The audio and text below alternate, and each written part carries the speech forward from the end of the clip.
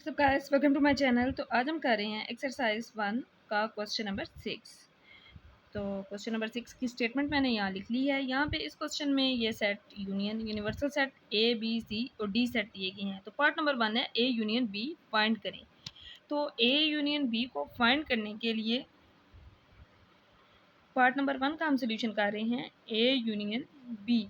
तो इसमें अब पहले सेट ए लिखेंगे। ए सेट के ये एलिमेंट्स दिए गए हैं, इनको इसी तरह यहाँ पर लिख लेंगे 0 1 2 और 3। फिर है यूनियन, ये वाला यूनियन, और फिर है इसके साथ सेट बी। तो सेट बी के ये सारे एलिमेंट्स जो हैं इनको यहाँ पे लिख लेंगे 2 3 4 5 और 6। तो अब लेना है इन दोनों सेट्स के दरमियान यूनियन। तो जिस तरह हम प्रीवियस क्वेश्चन नंबर 1 2 3 4 कर चुके हैं, यूनियन का आपको पता है यूनियन किस तरह लेते हैं, लेकिन मैं अगेन भी आपको बताती हूँ। यूनियन इस तरह हम लेते हैं, जब दो सेट्स दिए हों तो दोनों सेट्स के दरमियान, दोनों सेट्स में हम वो एलिमेंट्स सारे लिखते हैं, इस सेट ए के भी और बी के भी, लेकिन इनको अरेंज करके। जिस तरह 0 है, फिर 1 है, फिर उसके बाद 2, फिर 3, फिर 4 है, यहाँ पे कॉमर्स के साथ इनको लिखते हैं, फिर इसके बाद 5 और फिर सेट 6। तो ए यूनियन बी का यही होगा आंसर। तो नेक्स्ट इसका करते हैं पार्ट नंबर 2।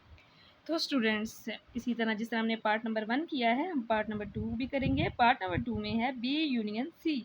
तो पहले हम सेट बी लिखेंगे, फिर उसका यूनियन, फिर उस सी सेट लिखेंगे, तो फिर इनका यूनियन फाइंड करेंगे। तो B union C is equal to, पहले सेट बी के एलिमेंट्स ये दिए गए हैं 2 3 4 5 6, ये बुक पे गिवन होंगे और पेपर में भी क्वेश्चन आए तो ये एलिमेंट्स दिए होते हैं, जो गिवन है वही एलिमेंट्स लिखे जाते हैं। फिर इसका यूनियन लेना है इस सी के साथ। तो सी के एलिमेंट्स हैं 5 6 7 8। तो यहाँ पे हम लिख लेंगे 5 6 7 और 8। तो फिर अब फाइंड करेंगे इन दोनों सेट्स का यूनियन।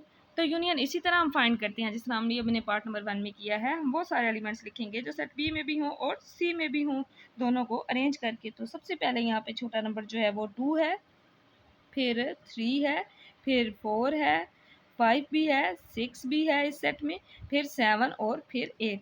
तो दोनों सेट्स के एलिमेंट को हमने अरेंज करके लिख दिया। तो यही होगा इसका आंसर, बी यूनियन सी का। तो नेक्स्ट हम करते हैं इसका पार्ट नंबर 3। तो स्टूडेंट्स, पार्ट नंबर 3 में गिवन है सी यूनियन डी।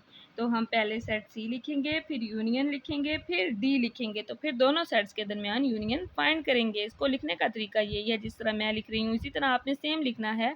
सेट सी 5 6 7 8, फिर यहाँ पे यूनियन का साइन, और फिर सेट डी। डी के एलिमेंट्स हैं 2 4 6 और 8, इनको यहाँ पे इस तरह लिखेंगे। तो अब दोनों सेट्स के दरमियान यूनियन, तो दोनों सेट्स के दरमियान यूनियन इस तरह फाइंड करते हैं। दोनों सेट्स के एलिमेंट को तरतीब से अरेंज करके लिखते हैं। तो पहले 2, फिर 4, फिर 5 है इस सेट में, फिर 6, फिर यहाँ पे 7 भी मौजूद है और 8। इसके अलावा आगे कोई नंबर नहीं है, दोनों सेट्स में 8 तक ही थे। तो ये होगा सी यूनियन डी। तो नेक्स्ट हम करते हैं इसका पार्ट नंबर 4। तो स्टूडेंट्स, नेक्स्ट है इसका पार्ट नंबर 4। पार्ट नंबर 4 में है ए इंटरसेक्शन बी। तो पार्ट नंबर 3 तक हमने सारे पार्ट्स किए हैं यूनियन वाले। तो पार्ट नंबर 4 से अब स्टार्ट हो गए हैं इंटरसेक्शन वाले पार्ट्स। तो अब ए इंटरसेक्शन बी फाइंड करने के लिए हम सबसे पहले ए इंटरसेक्शन बी को लिखेंगे। अब इन दोनों सेट्स की वैल्यूज़ लिखेंगे। तो सेट ए की जो वैल्यू गिवन है वो है 0 1 2 3। तो यहाँ पे हम वही वैल्यू लिख लेंगे 0 1 2 और 3। अब जहाँ पे यूनियन डालते थे, अब वहाँ पे ये वाला इंटरसेक्शन का साइन उल्टा यू, वहाँ पे था सीधा यू डाला था, यहाँ पे उल्टा यू मतलब इंटरसेक्शन।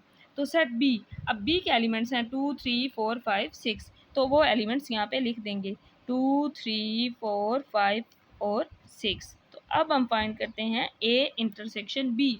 तो याद रखिएगा स्टूडेंट्स, जब भी इंटरसेक्शन फाइंड करते हैं तो इंटरसेक्शन में वो एलिमेंट्स लिखते हैं जो सेट ए में भी हों और सेट बी में भी हों, मतलब common elements between set A and B. इन दोनों सेट्स के दरमियान जो कॉमन एलिमेंट्स हैं, तो 0 इस सेट में है लेकिन इसमें नहीं है, 1 इसमें भी नहीं है, 2 दोनों में है, कॉमन एलिमेंट है, 3 दोनों सेट्स में है तो 3 भी कॉमन एलिमेंट है। इसके अलावा कोई और कॉमन एलिमेंट नहीं है। 4 5 6 इस सेट ए में नहीं है, तो ये इसके इंटरसेक्शन में नहीं आएंगे। क्यों? बिकॉज इंटरसेक्शन में वो एलिमेंट्स लिखते हैं जो दोनों सेट्स में हो, दोनों सेट्स में सेम हो, कॉमन हो। तो पार्ट नंबर 5। तो स्टूडेंट्स, क्वेश्चन नंबर 6 का पार्ट नंबर 5 है बी इंटरसेक्शन सी।